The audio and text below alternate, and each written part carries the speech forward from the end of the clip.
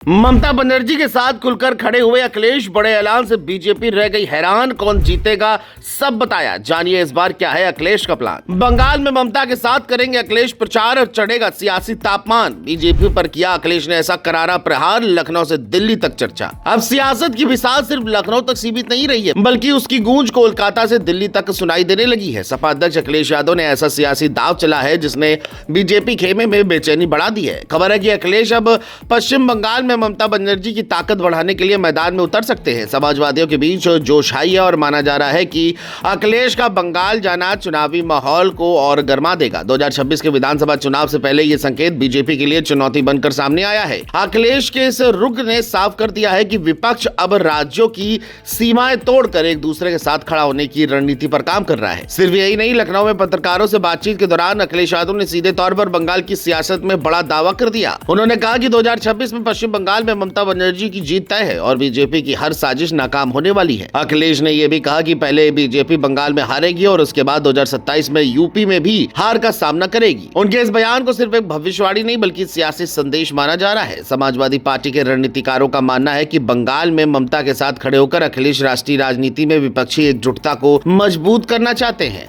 अखिलेश ने उत्तर प्रदेश की राजनीति को भी इस बयान से जोड़ दिया। उन्होंने योगी आदित्यनाथ पर निशाना साधते हुए SIR डेटा को लेकर गंभीर आरोप लगाए। अखिलेश का कहना है कि जब मुख्यमंत्री वोटों की संख्या कम होने की बात करते हैं तो वो असल में अधिकारियों पर दबाव बनाने की कोशिश होती है। हालांकि इस पूरे घटनाक्रम के बीच बीजेपी भी शांत नहीं बैठी। केंद्रीय गृह मंत्री अमित शाह हाल ही में बंगाल दौरे पर थे। उन्होंने वहां बीजेपी की जीत का दावा किया था। अमित शाह ने पश्चिम बंगाल सरकार पर भ्रष्टाचार और डर का माहौल बनाने का आरोप लगाया और अवैध प्रवासियों के मुद्दे को भी जोर शोर से उठाया। उन्होंने बीजेपी विधायकों और सांसदों के साथ बैठक कर चुनावी रणनीति पर मंथन किया। अमित शाह के इन बयानों को ममता सरकार पर सीधा हमला माना गया, लेकिन ममता बनर्जी ने भी अमित शाह के आरोपों का करारा जवाब दिया। टीएमसी के स्थापना दिवस पर ममता ने बीजेपी पर तीखा हमला बोला और अमित शाह की तुलना महाभारत के दुशासन से कर दी। ममता ने मां माटी मानुस के नारे को फिर से दोहराया और कहा कि उनकी पार्टी आम लोगों के हितों के लिए लड़ती रहेगी।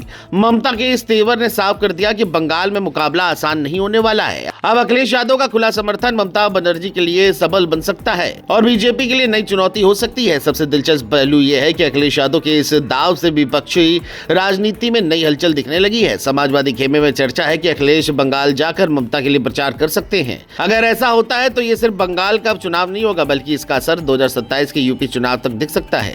लखनऊ से दिल्ली तक सियासी गलियारों में यही सवाल गूंज रहा है कि क्या अखिलेश और ममता की ये जोड़ी बीजेपी की रणनीति को उलझा देगी। एक तरफ बीजेपी अपनी जीत का दावा कर रही है तो दूसरी तरफ अखिलेश ने पहले ही नतीजा सुना दिया है। दावा है कि अब आने वाले दिनों में सियासी रस्साकसी और तेज होने वाली है।